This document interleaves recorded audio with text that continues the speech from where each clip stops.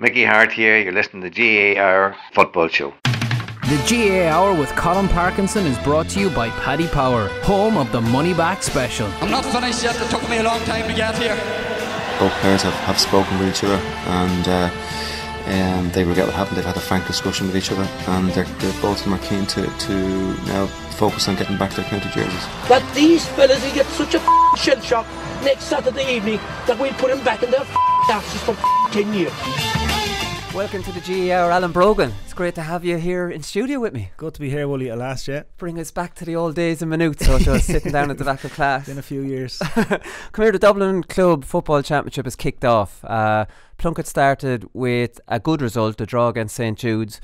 A lot of people looking from the outside think maybe Plunkett's might be slightly on the slide, but that's maybe had people wake up and say, you're not gone anywhere yet. Yeah, look, I wasn't playing myself, I was suspended, but it was fairness to the lads, it was a good performance, and a lot of people probably had written us off going into that match. Jude's been in the final last year. Jude's been a good side, been knocking around finals, semi-finals for the last number of years. So yeah, I think the boys will be happy enough to get a point out of it. Yeah, move definitely. on to the next one. So you were suspended from last year's championship. A lot of people wondering where you retired. You've gone very quiet, so you're not retired, but yeah. Well, no, not yet. But I was suspended. Yeah, I got sent off unfortunately against Ballyboden in the last game last year, so I had to serve out a game suspension. So by the way, are you going to retire twice like Mark O'Shea, or is one retirement? No, definitely not. The next time I retire, I'll be very much under the radar. You go down to junior and then you just finish, and that's the way it works. Except unless you're Mark O'Shea and you retire twice. Yeah, no, it'll only be the once. Come here, just the one medal that you're missing really is the club one, and you've been in 3 finals. It's the 2008 one, Kilmacud Crokes 3-6, Plunkett 13. I was at this game, and the one thing I'll always remember was Nesty Smith going for a goal when you were 2 points up, and in fairness to him, if he got it, the game was over. It went off the crossbar and Crokes went up and scored a goal to beat you by a point. Yeah, absolute heartbreak. And I actually remember a ball dropped to me out. It was level at the time, I think. Was it? Yeah, no, I think we were level at the time, and the ball dropped to me around 21 yards out, and there was a few bodies around me, and I saw Nesty out to my left. And for anyone that knows Nesty, he doesn't miss too often. Like, he's one of the most accurate players I've ever played. I slipped it out to him, and I thought, look, it came off the crossbar. That's football. We moved on. We've had a couple of chances since then, and in fairness, we probably should have won. We probably should have won that game in the first game. We went to a replay. We lost the replay. We should have won the first one. That was in 08, yeah. That was 08. Bridget's bet us in 2011. 2011. We lost the Bridgets in the Leinster that year as well. They were flying it that year. They came out of nowhere, really, didn't they? Yeah, but still, you were favourites. Yeah, no? we were. Yeah, well, we'd probably 4 or 5 lads playing with Dublin at that stage, but Bridgets had been knocking around as well. That was obviously a local derby, and that was a tough one to take. Losing any county final is tough to take, but particularly losing the Bridgets, who were just up the road from us, and I'd have known a lot of the lads very well. Obviously, it was tough to take, but we lost to Vincent's then in 2015 in a tactical battle. You played very well that day as well, I thought. Yeah, we did. We were probably playing quite defensively then, and I think that day Vincent's were probably the better team. In fairness, I got a goal actually, maybe with about 5 minutes to go. Probably put a little bit of gloss on the scoreline, but yeah, look, to lose 3 finals is tough, and look, if I finish up my club career without a county medal, that is going to be tough to take. But like, I think all now, when I look back, it's like, it's hard to have any regrets, but obviously that will be the one regret that and I think as well, like when you're playing county football and you're putting everything into that, you're getting back to the club, as you know, you're getting back to your club for a few weeks or a week before the county championship does kick off again. I think kind of when I finished up playing with the county in 2015 with a couple of kids at that stage, so your priorities changed a little bit, so I probably wasn't able to give to the club what I would have liked at that stage because of the kids and stuff. 3 kids now, so you know yourself, it's hard to your priorities just change. But yeah, you're in the doghouse if you're going training all the time. Basically, tough. I don't know how they do it. Yeah, I don't know how they do it. The intercounty lads with children, like you see some of them drop in their bags and they're gone off. Still intercounty with children. I don't know, like 2 or 3 children. How do they get the pass to be able to do this? Yeah, well, I did it with 2 of me last year. It was tough, all right. Yeah, Bernard's doing it with 2 this year. He might get 1 year at it maybe, and that would be it. But look, it is tough. It's like, as you know, playing at the county at that level is a full-time commitment. Sure, it's tough to hold down a job even when you're playing at that level, let alone raise kids. But so how's Berno getting on anyways with the 2 children? Like, I mean, he's whacking in 1-6 the last day. So yeah, like, good. He was good the last day. In fairness to him, he's put a great effort into. He probably would have liked to see a bit more game time in the league than what he saw, but like I think he's been fit. He's had a good pre-season. Hasn't been carrying any knocks. So look, it's coming into championship season now. He played well last week. As I said to him in 2015, I didn't play any National League. It was my first game back in 15 was a challenge match against Galway out in Skerries, and I scored 4 points, and all of a sudden you play a challenge match like that, all of a sudden you're back in the picture. So yeah, but like, you didn't get back in that whole year, you know what I mean? But I played a part off the bench, and I think that's the role he's going to be playing, as a part off the bench if he has a part to play. Look, I'm thinking away, like you're going up, like you got a few minutes against Cavan up in Breffni Park in a tight match. In a way, you can play yourself out of a place on the team in those matches as well. Particularly away matches in the National League. Like kind of playing the likes of Cavan, who can be quite defensive. Like it can be hard as an inside forward to get at any ball at all. So, but if you're not around when the team's going well, suddenly you become a much more important player. I'm not saying Dublin aren't going well, but they didn't make the league final. So suddenly, maybe the fellas who hadn't been there are going to be seen as, look, Jesus, we need these lads back. You know what I mean? These experienced fellas. Yeah, places up for grabs. And if you look at some of the older guys who probably haven't featured that much over the last 4 or 5 National League matches, all of a sudden lads are thinking, can Dublin really do without these guys? They lost 3 league matches. I don't think Jim would be particularly worried, but I think places are up for grabs, and I think that's a good thing for the likes of Bernard and likes of Paul Flynn.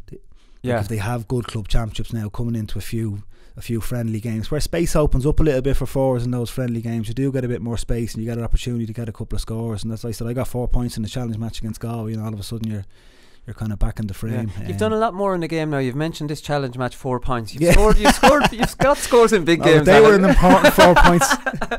They're the most important scores. 1-2. Did you get 1-2 against us in the Leinster final? You've scored in All Ireland finals, and you were obsessed about this challenge match where you scored 4 points.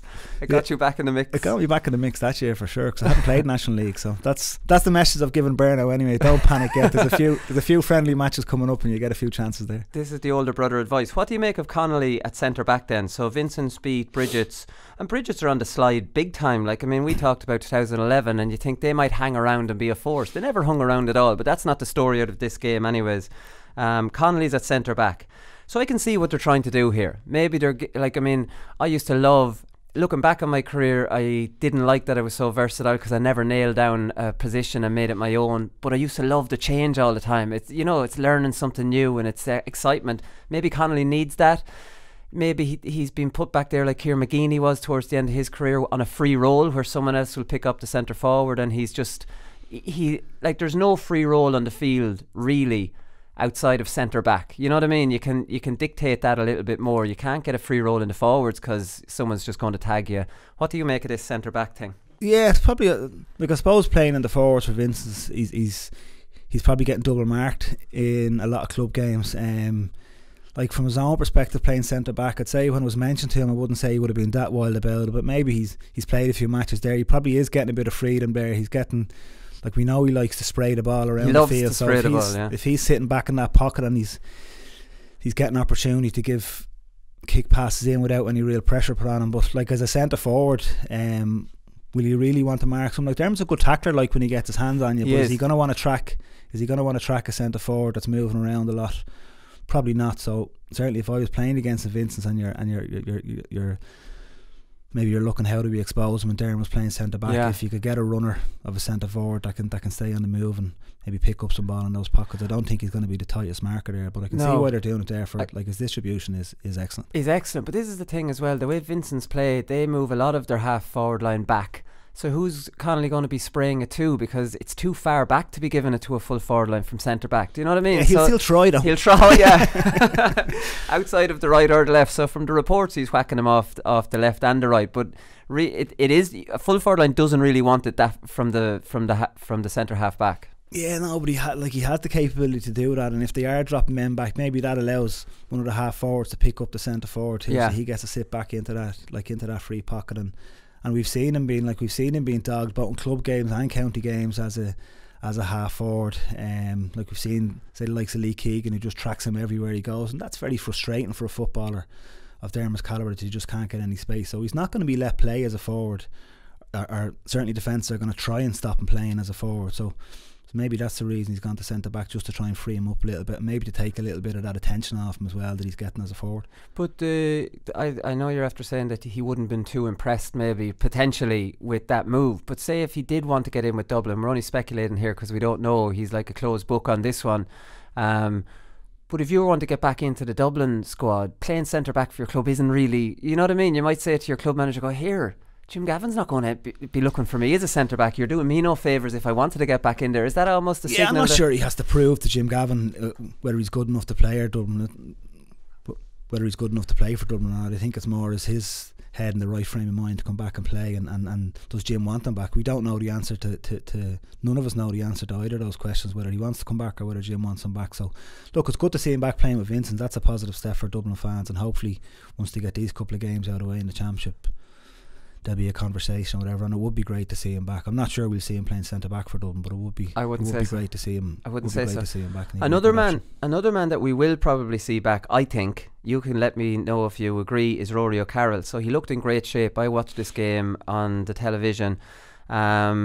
He didn't look like he'd been, like, I wouldn't say he lets himself go. He played a bit of football over in New Zealand at a lower level, but he looked right at the pitch of that game, and like, I mean, he is a definite option for Jim Gavin for that full back line, because we know we're going to talk about a bit more about Dublin in part 3, but I think Dublin need him back. He's in good shape. Like, I mean, Jim Gavin talks a lot about having an open door policy, although you never really see him bringing that many fellas back in during the year.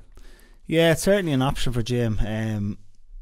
Like, I obviously know Rory well. He's one of these guys, like when I played for Dublin, I was completely obsessed by it. When you played football, you were completely obsessed by it. He's a type of character that he can nearly take it or leave it. Like, he played for Dublin, he wins a couple of All-Irelands, then he just disappears for 3 years, and it's like it was no bother to him at all. So to see him back now, would Jim take that as a bit of an insult? I don't think so. I don't think so. Jim's very much leaves fellas to their own devices, and if they're available to play, like, I know he says that in open forum, but if guys are available to play, he'll pick them. If not, they won't. But he looks in good shape. Have Dublin a problem there? There's talk that Dublin have a problem in the full back line, and he's an aggressive full back that'll solve that problem for sure. It's just whether he has the interest of coming back or not, because he is the type of fella that might just say, "No, look, I'm happy enough to play with the club, hurling and football, and that's enough for me now." But I suppose time will tell over the next couple of weeks once the club championship's over. Nobody's actually asked him, or he hasn't said if he's even interested. So all this speculation. That's the thing, and he is that type of guy that could maybe just take it or leave it and say, "No, look, I'm happy playing with my friends in Kilmacud, and that's enough for him." Yeah. Because he's not the type of character that's obsessed with football. It's like it's one part of his life, and whereas for the likes of myself, it was nearly Everton for 10 years. But he's not. He's just not that type of character. And maybe it's difficult go from 2 years in New Zealand, even though he's in good shape, to back to that level of commitment. You know what I mean? The 35 hours outside of your job, like, while fitness wise it won't be a huge big deal for him, but maybe in his own head and commit, do I really need this after seeing, you know, we're seeing more and more guys in their mid-20s or whatever that are just saying, "No, look, it's just too much for me." So look, we don't know, we'll find out in a few weeks, and I wouldn't be surprised if he didn't come back, to be honest with you. I wouldn't be surprised if he decided, "No, look, playing club football is enough for me." Right. And is he the answer, say, potentially for that full back line? Like, I mean, he is a bit of a spoiler in there. He's done it to Star Donaghy. Like, I mean, he has that bit of size that maybe I think there. Yeah, look, there's a problem there. We haven't seen much of Philly McMahon this year either. Like, and he's coming back at the fitness. I know he played a couple of matches towards the end. He's obviously played in the club championship, so he's well able to do that job as well. So I think as a Dublin fan or whatever, I don't think Jim would be particularly worried once he gets the likes of Philly back. But obviously to have Rory there as an option would be great, and I think Dublin fans would be happy to see him back. Certainly add a bit of extra spice going into the championship to see himself and Dermot back in the panel. Yeah, no, exactly. Right, Camira, I wanted to talk to you about attacking cornerbacks, right? Because we talk about this a lot on the show. I'd love them banned. Some people think they're great for the game. It's great the way the game's evolving. I think they make a balls of the game. They mess the whole shape of the game up. You have outstanding forwards in the game that are spending their time tracking them, so you don't get to see them at the best of their ability. I know from talking to you down through the years, you told me Pillar Caffrey gave you permission not to track your man. Occasionally, yeah. Well, I often, now we mentioned this before the show, I often cheated on my man as a as a corner forward and as a centre forward. So for a kick out, I'd allow the centre back maybe creep in under the break, and I'd try and cheat off. And I got more scores like that over the years, where the ball just, we win the break, it's popped over the centre back's head and I'm away. Like when I started out playing, if you think of the cornerbacks that were strong at the time, maybe the likes of Enda McNulty in 2002, maybe Francie Bellew, Sean Marty Lockhart from Derry, like, was probably the best cornerback around that time. Like, those guys didn't attack at all. They just did their job. That was the good old days, right? Yeah. And we go back into the corner and wait for the next ball to come. And then you compare that to, say, Philly and the Gooch in 2014 or 15, the final. 2015, yeah, where the poor old Goose just had to chase Philly back for the whole game. And probably Mark O'Shea was probably the first defender that started to attack, and I would have marked him a few times. I would have cheated a few times, said I'll just wait here and see. But if, like we know, if Mark got away, he could cause real damage going the opposite direction. But I think it was certainly easier when the cornerbacks used to just go back into the corner, hand pass it off. But the game has changed. And, but we're wondering why, like myself and Keane Ward here on the Monday are always wondering, why are more players not cheating? You see all of them now. In the league final, I saw Clifford. I was at the game, and Harrison went twice early, and Clifford purposely didn't look like he was following him. So there's enough lads in that middle third to pick him up. Why does Clifford, like, see Jamie Clark, he's just constantly going back, following. And in Dublin, Dean Rock, Mannion, all these lads will track. I'm wondering, is there some sort of tactical reason why they're doing this, or why are they not cheating, or doing that? I think a lot of teams take their guide off the team that's doing well. Like if you look at Donegal in 2012 or whatever, all of a sudden teams start playing like that. You look at Dublin now, like all the Dublin forwards track their men. Yeah, they just don't leave them go. Like we know that clip of Paul Mannion against Tyrone in the All-Ireland final last year, where he's back in his own penalty box making tackles. But I remember in Pat Gilroy's first or second year, maybe we were on a training weekend down in Cork, and we were discussing this as a forward unit, whether we should track. And I would have thought that Bernard at that stage, let's just leave Bernard up there, the rest of us will do the donkey work, and if we can get the ball up to him, he's fresh and stuff. So Pat used to be a bit sarcastic in some of these meetings, and he says to Bernard, so Bernard, I'll tell you what we'll do, right, we'll I'll do the tracking out here, the five of us will run around, you just stay in there, right, and we'll try to get the ball into you. And Bernard's kind of nodding his head, yeah, Pat, that's a great idea. He says, no, it's not a good idea, Bernard, that's not what happened. So that kind of evolved from Pat Gilroy always wanted the forwards to track the cornerback and to track the fullback if they went, and Jim Gavin's obviously followed that on. But I did in early and stages of my career. You discussed this as a group, did you? And say, what's the solution to this? Because obviously Bernard's been pulled out. Like, that's a natural conversation that would be had. We had to track, but I think that the cornerbacks are much better footballers now maybe than they were 10 or 15 years ago as well, so they can get up. Probably Mark O'Shea was the first. Like, Mark could get up and kick a score, no problem, so they can do more damage now than they probably could have done 10 or 15 years ago. So I think that's probably the reason. Like, if you look at Philly, he's got some very important scores for Dublin over the last few years, and see, that's it's tough for corner forwards, all right. It definitely is, but like, this is the thing, and when my idea is just to not let you have 3 attackers and 3 taggers, and they just to keep some traditional kind of values on that full forward line. Because what does a full forward line become then? It becomes a line of wing forwards that might not have that. Like, yeah, well, the only way to put manners on a cornerback that's going is to wait inside and to let him go and catch him with a score. But I don't understand why teams are not doing that. I understand. See, Dublin are, like you're saying, the pinnacle, and they do it. So then you're wondering, is there a tactical reason to do it? I know just letting one lad off. Surely a midfielder you can signal to a midfielder, say, and he knows, I'm more than happy to track him because you need to be in there fresh, and we'd love it to break down. You only need to do it once, and you've manners. You catch him for a goal, yeah. I just don't understand why they don't do it more often.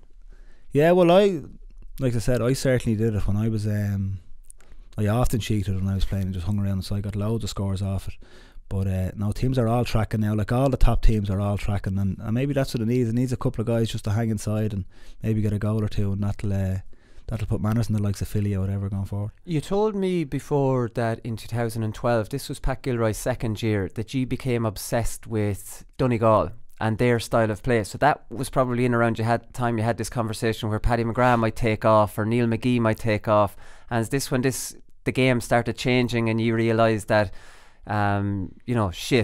this is a totally different ball game? Yeah, you need to track these runners, and like, I think like in the case of Donegal, it mightn't even be one cornerback that could go. Once they turn you over, the whole full back line could nearly go. Like, it just makes a mess of the game. Yeah, so you just had to you just had to track them, and you can see the damage when a team hits you on the break, as Donegal did to us in 2014, and you don't track runners. They'd men over, like I think Ryan McHugh got a couple of those guys or got a couple of goals that day in 2014, and there was men queuing up at the back post to score the goal. So I think after 2014, I think the decision was made by Jim.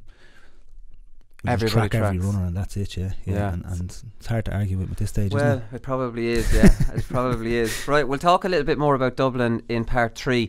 Dessie Farrell got off to a winning start. This is very Dublin focused, seeing as you're an ex-Dub and you're an Evening Herald columnist. So I said I'd keep it more Dublin with you. But there's loads of stories coming out of Dublin anyways. There's loads to talk about with the Dublin Club Championship. Like, it has national interest. Dessie Farrell, this slipped under my radar. I didn't even realise Dessie had gone back managing the FINA. The whole thing about him was that he was gone in with the Dublin Hurlers, but he had, like, they hammered Sylvester's. I'm not sure about Dessie Farrell. Every time I hear him talk, I'm thinking what an uninspirational type of manager he would be. But then Jim Gavin is a very uninspiring talker as well. Yeah. Like, I mean, there's a lot more to management than just being this, maybe that's an old-fashioned view I have of having this inspirational leader. Yeah, like, in fairness to Dessie, he'd be very popular in Dublin football circles. Obviously, he's very well respected. He's obviously moved on from the GPA at this stage. I think for sure he would harbour hopes of the Dublin senior job at some stage. Like, he's done his, I don't know, call it what you like, an apprenticeship or a stint at the minors under 21s and had some good success there. So I was surprised to see him go back into the FINA. I wasn't expecting it myself, now, to be honest with you. They've had a couple of good under 21 teams in the FINA, in fairness. I think they've won 3 or 4 21 championships. They won a few in a row, but they've been up. So maybe maybe he sees these young guys coming through and he sees an opportunity to bring them through. But he and it's obviously his own club, so he's gone back in there. But I think he would harbour hopes of the senior job once Jim, or whenever Jim decides to pack it in, that he'd be the next in line. But he's a smart footballer mind, and he's very well respected and very well liked. So I think he'd be a good choice for the next Dublin senior manager. I think he'd certainly be top of the pecking order at this stage. Yeah. So Jim Gavin has extended his contract to 2021. So, like, what does a contract mean in the GAA? I don't think it means anything. I think it's all smoke and mirrors. You have a theory that you think you think he might leave if they do the 5 in a row. Yeah, I don't know. It's just a hunch. Like, he's contracted, if you want to call it that, until the end of 2021. But so he's always done that. He's always pushed it out that there's been a couple of years, and like in fairness to Jim, if I was him, that's what I'd do as well, because it just stops any talk. Is this your last year? Is this? And like, we know Jim, he just wouldn't have any interest in those sort of questions. Yeah. So if that, like, Jim will decide. I think it's like, I think the year means nothing. I think when Jim wants to go, when he feels the right time to go, whether he's a contract there or not, he will just go. And I think the 5 in a row, like, where else do you go after the 5 in a row for a fella like him? Like, he's a very committed, ambitious man. I think not just on football. I would imagine it's the same in his work career as well. Like, he works for the Irish Aviation Authority. Like, there's no doubt he's fairly senior there. There's no doubt. I'm sure he has the credentials to go right to the top there if he wanted to. So knowing the ambition he has, I'm sure that might be on the bucket list as well. But it would make sense though if that's what he was doing, because like this, if this was his last year, it would be a distraction. You know that you're going to leave. You know it's your last year. Will you extend it? And we know what Jim Gavin is absolutely military when it comes to media distractions. Especially he obviously hates them. Like we know he's changed the perception of Dublin football, and there's no kind of perception of fellas doing too much in the media or saying too much. He keeps them fairly well under control in that regard. So a speculation in the media all year of his own tenure, that would really piss him off. Yeah, well, you can be sure Jim would have sat down at the start of the year with the guys close to him and said, right, what are the things that can maybe off-rail us this year? What are the things I can control? What are the things I can't control? And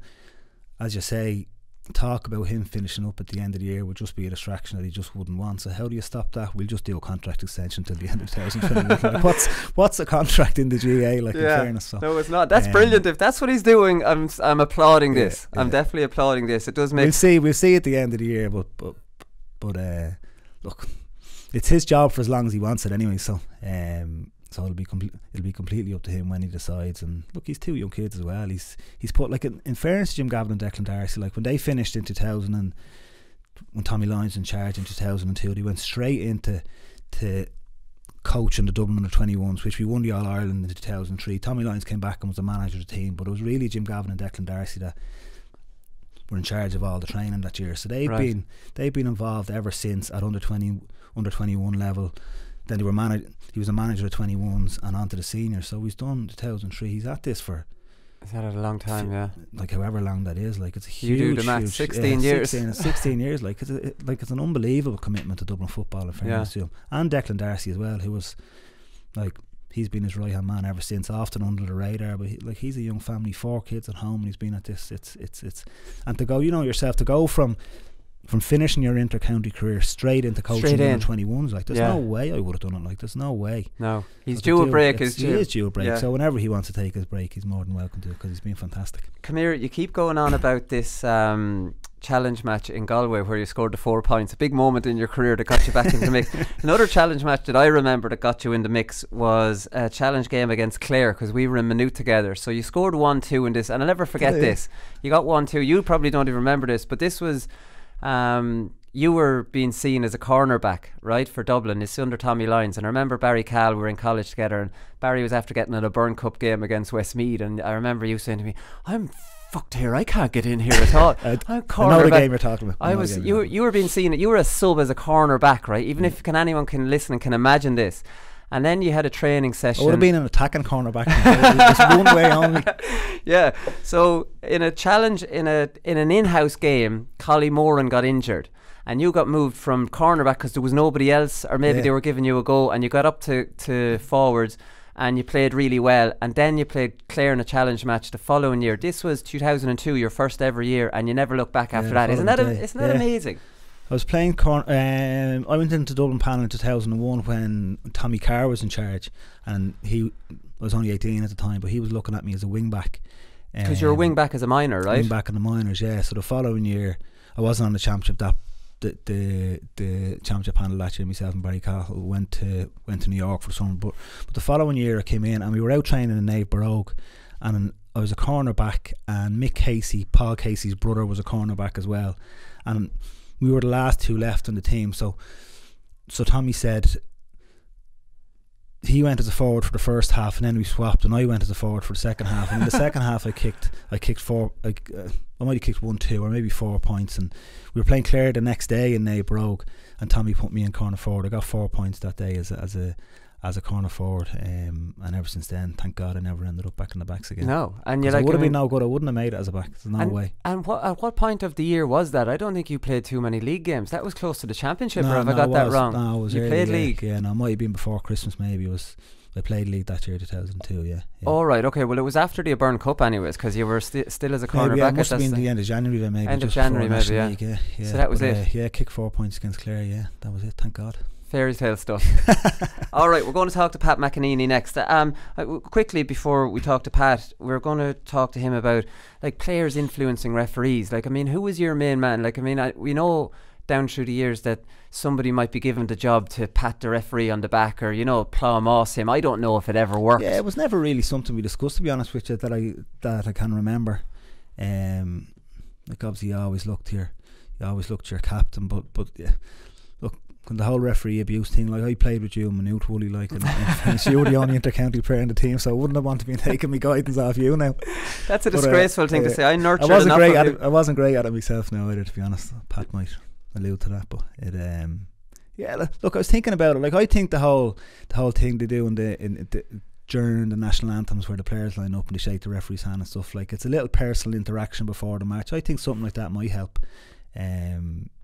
Just a handshake with the referee before the match. But you've done I've never done those handshakes. They weren't around. You would have done them, right? Like, I mean, do they mean anything, or do you just go past? Especially with the other team, is like, I mean, it's supposed to be about respect, but sure, you would not really make an eye contact, or do you just go through the motions on that? Yeah, you probably go through the motions, but, like, I think it probably needs a bit of a concerted campaign to kind of stamp out the referee abuse. Because if you look at, like, it's probably the one area of the game, if you look at GAA compared to rugby, even compared to soccer, like, there's there's probably more abuse of referees in the GAA, and it probably is an area that everyone needs to have a good look at. Yeah, Nigel Owens in rugby, they come into the two teams' dressing rooms, into the dressing room before the game, and talk to them as a group. Say, lads, this is what I'm looking out for today. This is a pet hate of mine, because we know referees to have different things. At an inter-county level, you'll have your homework done on them and say, under no circumstances pick a rolling ball. Under no circumstances question this fella, he'll bring the free up. To come in and say, and just to have a chat like a human being. Like, I mean, I think you would be a lot less likely to give out to a referee who's come in and, you know what I mean, give you a lowdown on what kind of he won't tolerate. Yeah, no, I agree with you. It just creates a little bit of interaction before a game that I think can only help. No, certainly I think it would be a good thing for sure. Yeah, okay, right, well, we'll talk to Pat McEnaney about all that next.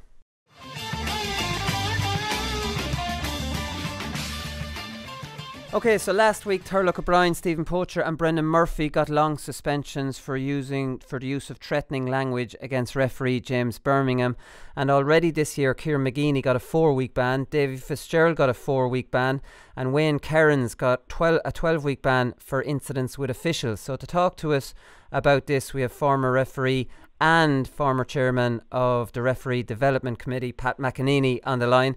Pat, that's not a great start to the year. Well, of course, it depends where you sit. It's not a good start to the year when it comes to referees receiving abuse from senior officials. But I think it's a good start to the year when it sets the stall out by the association that, if you start abusing referees and referees report that abuse, then it's going to be dealt with. So I take a positive out of that. Yes, there is a negative, but the positive is that the association are seen to be dealing with it. Yeah, so the Tipperary's Willie Barrett is the current chairman of the Referee Development Committee, and he said this week, we're very clear on this. We want and have encouraged our referees to report any issues of abuse or threatening language. Now that makes me wonder, has this always been going on and referees wouldn't report it, and now they're being encouraged to, and we're seeing more incidences of it? Yeah, I would agree with that, Colm. I must say, in my time, I tend to handle all my own abuse, and I was never a good example of maybe the right thing to do, I have to say, because, I've swapped awards with a lot of people in my refereeing days, and that was the way I dealt with it. And I suppose when I became chairman, I had to switch my own personal thinking on that to maybe the correct way it must be said. Because I know since I've come in as chairman, and Willie is definitely carrying that on, is we're encouraging our referees, if they are abused, verbally abused, then you report it. Because the only way that the association can deal with it is if you reported it. And some people have thicker skins than others. Some people have a higher level of tolerance than other people. So it can vary quite a bit. But I think you clear it all up by saying any abuse you get, report it into the association and let us deal with it.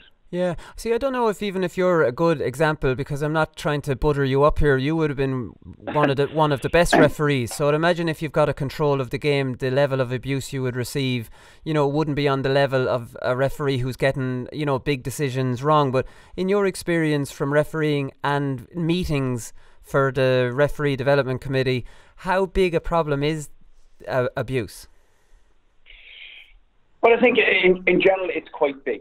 I think the level of authority all over the place, is getting more difficult. You talk to teachers, you talk to Gardaí, you talk to referees from other sport. It's definitely not getting any easier. And it's in the society that we're growing up to, people are finding it very difficult to say no to their children. The word no is a very difficult word for some parents to get out there to the kids, and that then exasperates itself on, when they're juveniles, when they're underage. It's becoming slightly more difficult to referee at all levels and in all levels of sport. So, to follow with that on, then, if you take the referees, for example, they're probably finding it more difficult, the number of and the level of abuse that's been received in the modern game. So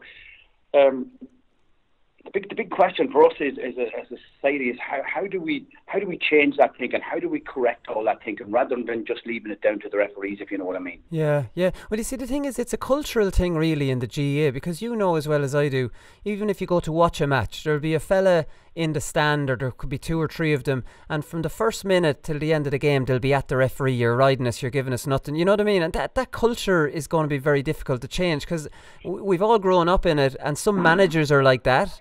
Like, I mean, they go crazy at every single refereeing decision like it's the end of the world, and you know that filters to players, and it seems like it's never going to change. Yeah, it's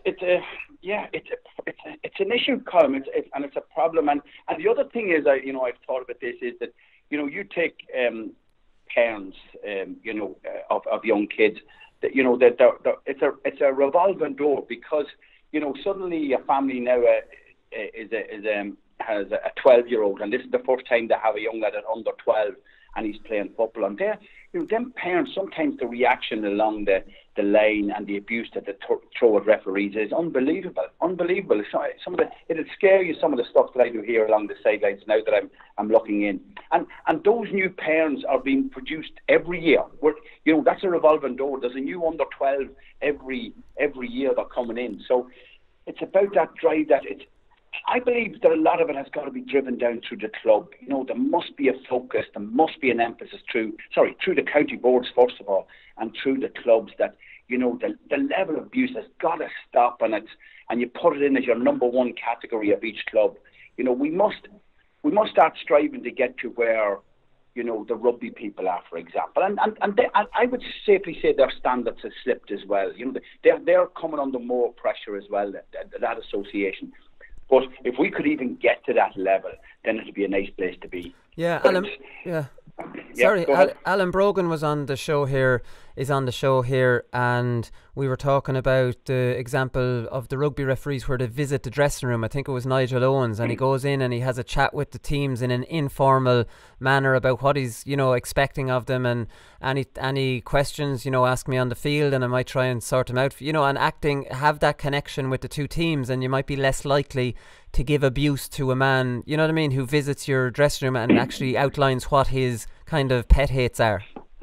Yeah, absolutely. And I've often suggested that, when I was chairman, that it was a road that we should go down, definitely at national level. But and again, I go back to my point, like it's okay for Nigel Owens, and it's okay for the top referees, and it's okay for referees who are good communicators. Some referees may not be comfortable in that environment. Right. If you take Nigel Owens, I mean, you're talking at top of the tree there. Then you have other referees who are not as good at communicating as he is on the football pitch. To say that Nigel Owens, if we just go back to Nigel Owens again, one of Nigel Owens' biggest attributes, there's not much difference between a lot of the top referees. Not much difference. They get a lot of the big calls right, and now you have video replays, so their job has become much easier. The big advantage Nigel Owens has is he's a brilliant communicator with players. That's what separates him from a lot of people. But and there's no doubt about that. Like going into a dressing room before a match and talking to the two teams, or talking to the two captains and the two managers, it does open up a door for you, to me, and it gets them to see you as a person, and that, hey, you're a normal human being trying to do a job here, no different than what the captain is, or no different than what the manager is. So it definitely opens that door. Yeah, and there's a flip side of this, because this is McGeeney, Davy Fitzgerald, Wayne, Kieran's, Turlock O'Brien. It's a lot of managers getting frustrated. Is the level of refereeing at a high standard, do you think, at the moment in the GAA? I think, it's like everything else. The top referees are the top referees, and they're always, the counties may be down in Division 3 and Division 4 where the association is trying out referees. I know that was one of the problems that we faced when I was chairman, and even when I was refereeing, they were encouraging the Division 1 referees to go down and referee in Division 3 and Division 4, because then the standard would improve. Like the weaker counties were always looking for the stronger referees, because they were being dealt the hand of the so-called weaker referees. Or inexperienced ones. Yeah, inexperienced referees. But you can't put an inexperienced referee into a Division 1 game until he's proved himself at Division 4 and Division 3. So there is a certain amount of that probably does happen, and when you're in Division 3 and Division 4, then you've got to accept that. Because the Division 1 teams are always looking for the top referees, Division 2 is looking for the second layer. So, but I think there is an important balance there. I mean, maybe, there is times that maybe, and I'm sure Willie would look at the Division 1 referee, we the top referees, that you put them down to the Division 3 and Division 4, to keep that balance right. But again, the other argument they would throw back at is, well, how do you blood your referees? How do you blood them? You can only blood them in Division 3 and Division 4. So that's not the easiest. And then sometimes you have the referee who thinks he's above Division 3 and Division 4. He might not want to referee down at that level, but there is a way of handling that, of course. Yeah. So when you say you used to handle the abuse yourself, how would you handle it, or how bad would it be? Geez, Colm, that wouldn't be for the airways. But I'm open about this. I've often had lots of. And myself and Jack O'Connor, I remember myself and Jack having a run in above in Parnell Park, and he was coming across at half time, and I could see him coming from me, and we swapped a few words. He said a few things to me, and I said a few things to him, and we walked into the dressing room together, and when the match was over, we shook hands, and that's how it was dealt with. And I've got to admit, like, looking back on it, if I was doing the association of favour, I wasn't doing the association of favour. People can say that, and maybe quite rightly so, I wasn't doing my job correctly. Hey, listen, times have changed. It was the way I dealt with it. And mind you, Jack was only one of the many fellas, that we listen. When I say run-ins, like, we had a disagreement, and we swapped a few words. But then after the game was over, we moved on. We shook hands and we moved on. That's the way it was dealt with. But some of the abuse maybe nowadays is a way over the top and unacceptable. And I was a bit surprised with Torlock. He doesn't strike. I don't know the man. I've never met the man personally, but he doesn't strike me as that type of character. And Kieran is, I know an awful long time, and myself and Kieran has often swapped words. But he surprises me a bit as well. He seems to always have a level that he goes to, and then that he doesn't go beyond that. So it's disappointing. Let's put it that way. And I think maybe when the lads reflect on it. It's not a good place for managers to be in, because managers demand a massive amount of discipline from their players. So you as a person, as a manager, must have discipline within yourself. And to be seen out there to be running in with referees, it just doesn't sell. It doesn't always send the right message, And then when you're encouraging players not to commit fouls and not to commit frees and be disciplined on the football pitch, and then you're not following your end of the bag, and on the other side, doesn't send a good message. No, and like we had Kevin McStay last year in the Donegal Roscommon game, losing his cool as well, and he's a very level-headed fella, and I've had dealings with Turlock, and he is very level-headed, but I'm sure you saw the video of that. He completely lost control that day, running across the field like that. It looked terrible. I don't know, maybe there's just more pressure on managers. I'm trying to wonder why all these examples are coming up from more level. McGeeney's a very level-headed fella. Maybe it's just the pressure of the job, and it's all intensified, and a referee mistake, you see that as having screwed you over. And or like we said at the start, maybe this has always been the case, only now it's being dealt with. If you go back to all them lads, it's probably fair to say that they work so hard on all other aspects of the game, about the players' diets, the training schedule for that evening, and maybe they don't work hard enough on themselves, about, do they get self-assessed? How am I managing? How does other people see me? Is maybe something that, managers could look. There's no question about it, Colm. The modern day manager and the modern day football player, the pressure is much greater. Everyone has a voice now. God, back nowadays you could go drinking for 3 days and nobody'd know you'd done it, But the pressure in the modern game is there's no question about it. The level of training, the level of intensity, the level of demand. It is greater.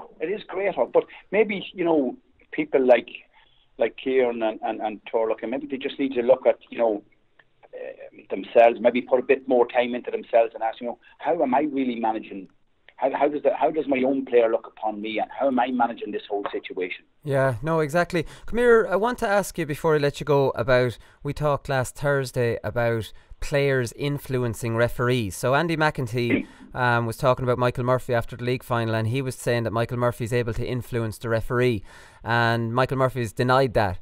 But I was saying on the podcast last Thursday that this has been going on for donkey's years. Now, players think they can influence a referee by plawmossing them or being nice to them. I'm just wondering, from a referee's point of view, has that any bit of effect at all? Or, you know, can a high profile player being nice to you or telling you you've made a good decision, you know, maybe subconsciously it might work. But teams, trust me, from team meetings, teams thinks it can work. Then again, it depends on the referee as well. I'm just wondering how far the buttering up has gone in your experience.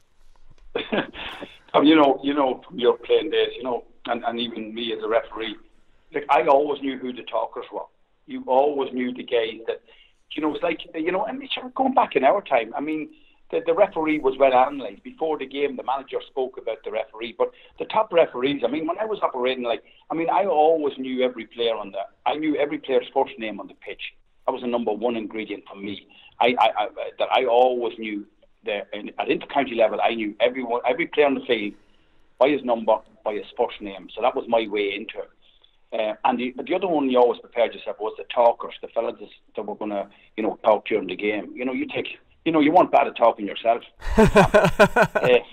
You know, you take fellas in my early part of my career, Keith Barr. People used to think that Keith Barr was myself and Keith Barr was having a constant battle, but Keith Barr was a communicator.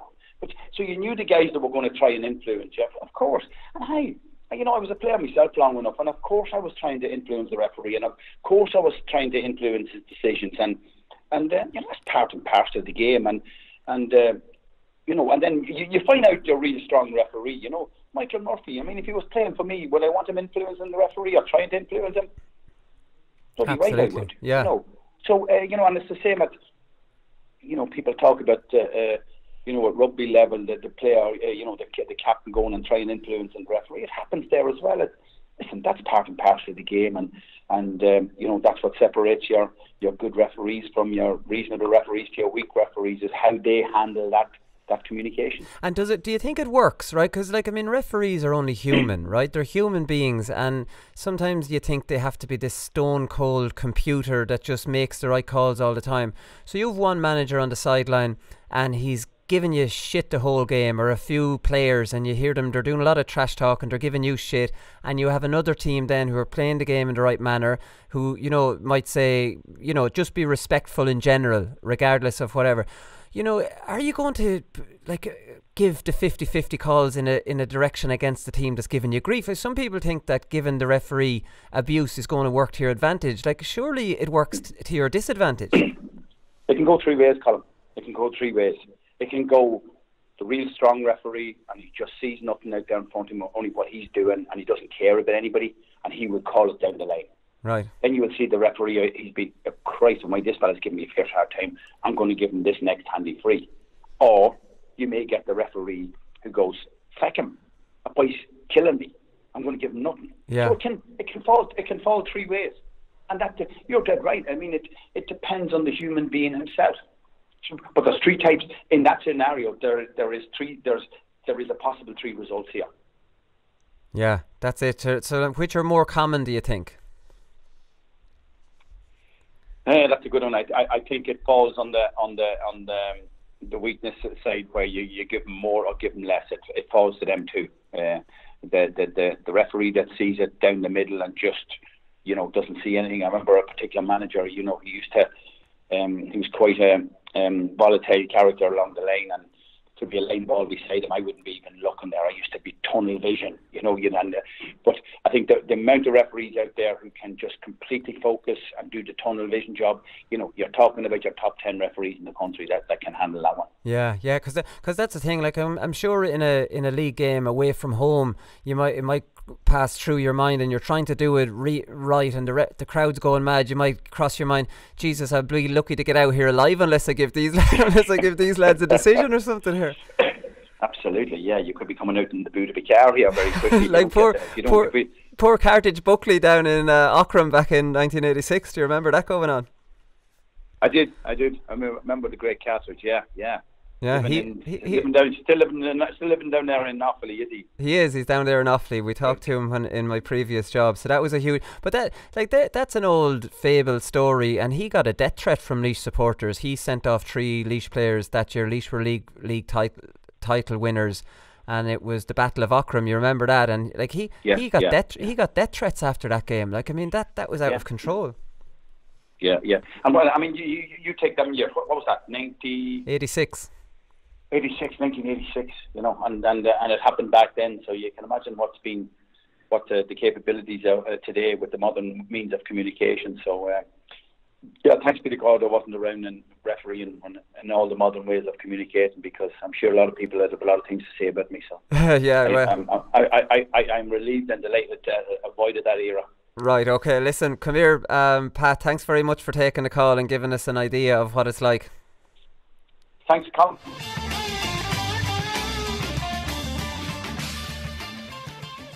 Alright, so Dublin's 5 in a row, Alan. How concerned are you that you didn't make a league final? Are we reading too much into this? We know what Jim Gavin's like. I think he'll have been put out that he didn't make the league final. I don't think it's a big plan that he wasn't going to make any league final. I think the part of the plan was winning the league as the same as every other year. Yeah, I don't think he'd be that concerned about not making league final. He might be concerned about maybe some of the performances in the National League would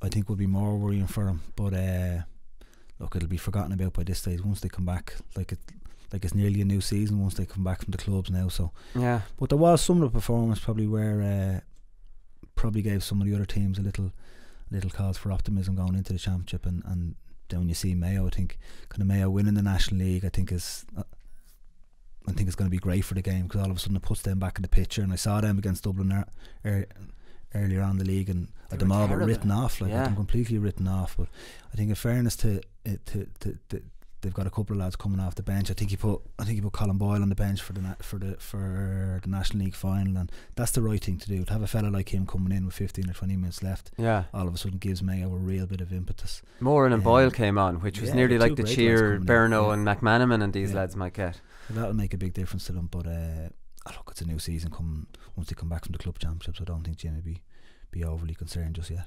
But would he be a little bit concerned, and are you concerned about Tyrone potentially, kicking the ball in more, right? So teams had gone completely away from that with Dublin. Dublin full backline were marking from the front because no one was putting manners on them. They were cleaning lads out.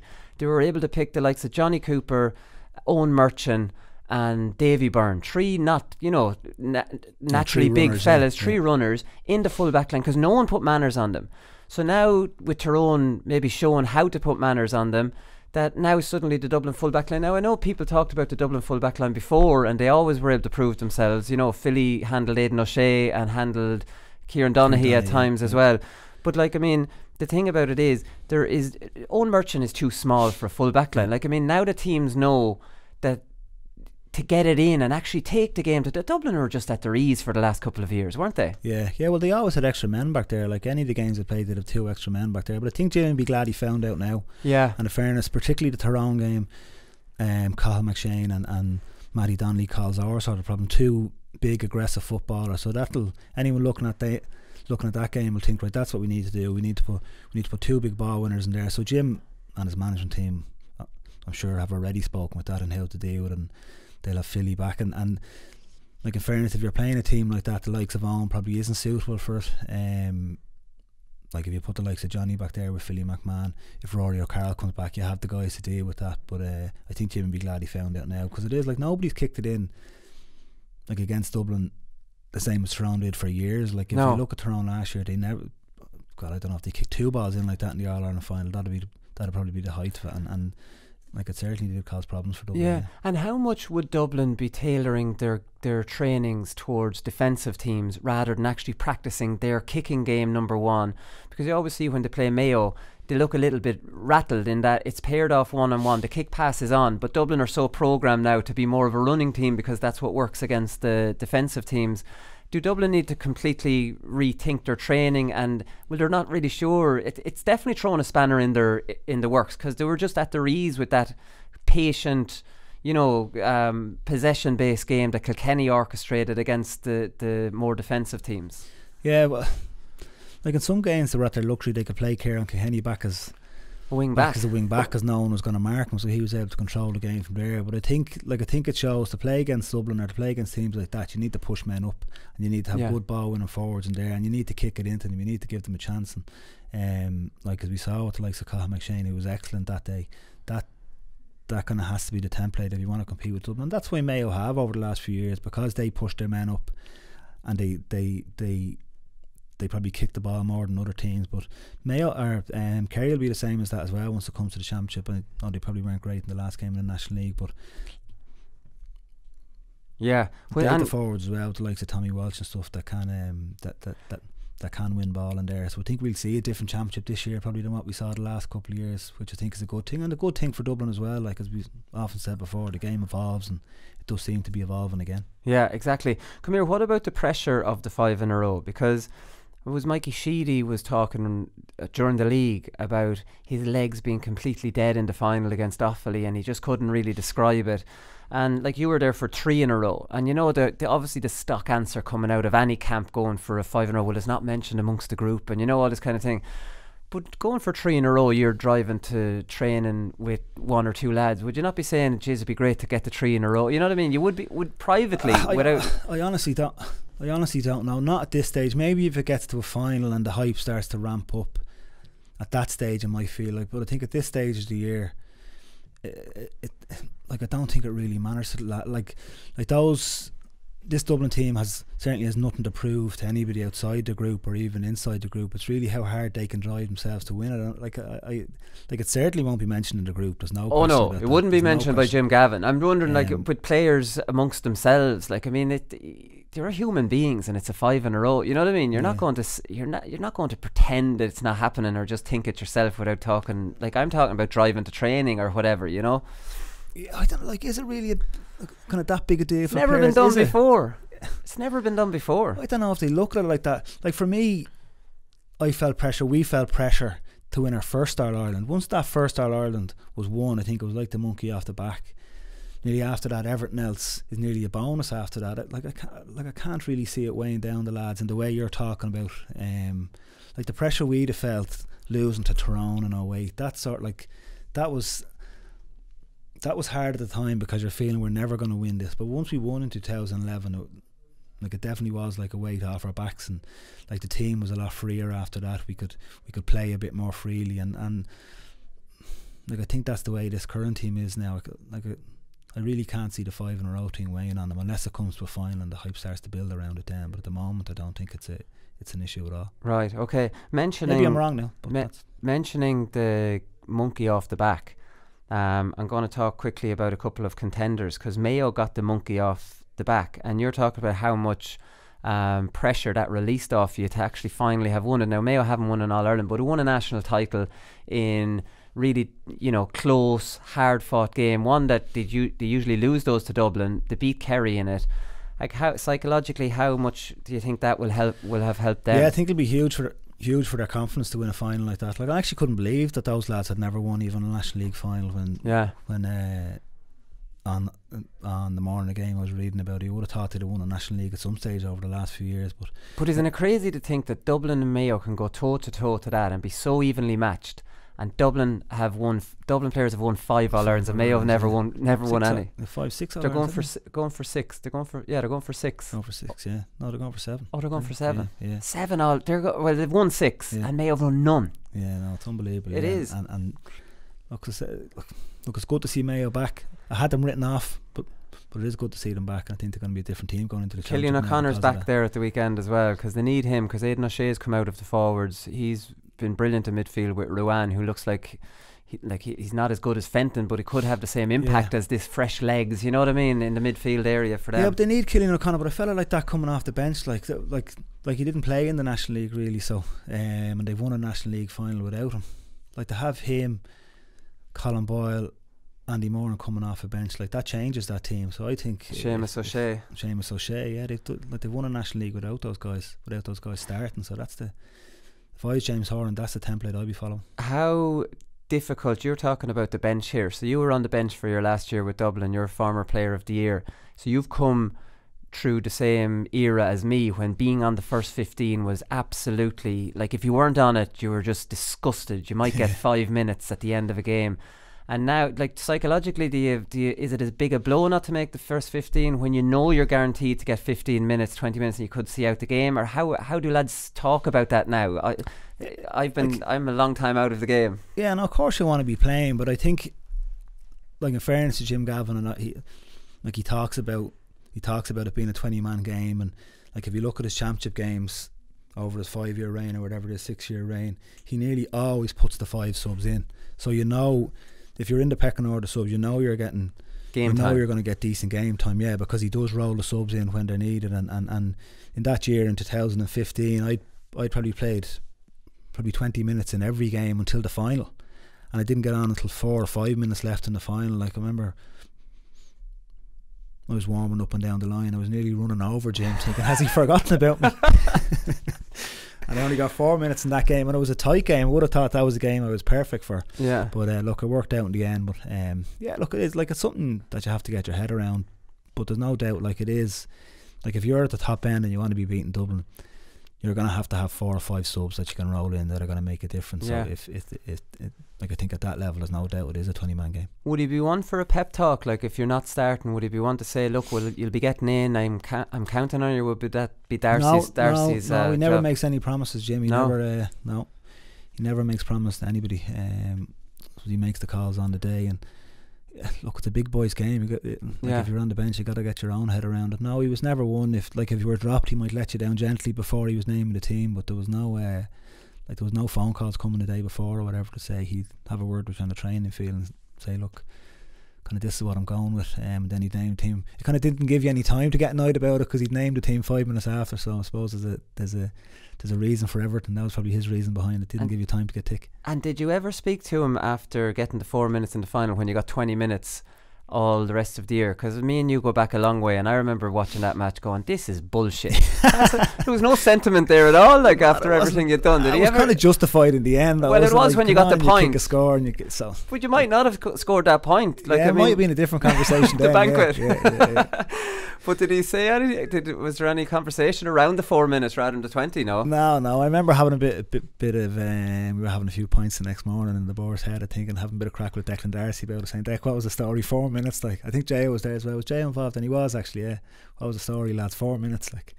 But it was all just in jest, having a bit of crack. It worked out in the end. Yeah, it looked, luckily enough, it worked out in the end. So what's your top 5 contenders then? Who are you concerned about? Is Kerry number 1 or Mayo? I'm getting the sense that Mayo have come back, but you had them written off. Who do you have as the main threats then? Kerry, I think, certainly look strong up front. Like, having watched the National League final, watching the first half, I thought I could only see one winner in that game. Like, Kerry looks so dangerous up front, and I think if they can manage to shore up the defence maybe a little bit over the next month or so, they're going to be in with a great shout, because when they get to Croke Park, they have the players now for Croke Park. They have the young guys playing, which is what you need. Looking at Tyrone as well, like again, after the All-Ireland final last year, would we have written off Tyrone, saying, look, maybe they're just not at that level? But like, having seen them in the National League and kind of the way they kick the ball in, all of a sudden it puts them really back in the picture again. Obviously Mayo as well.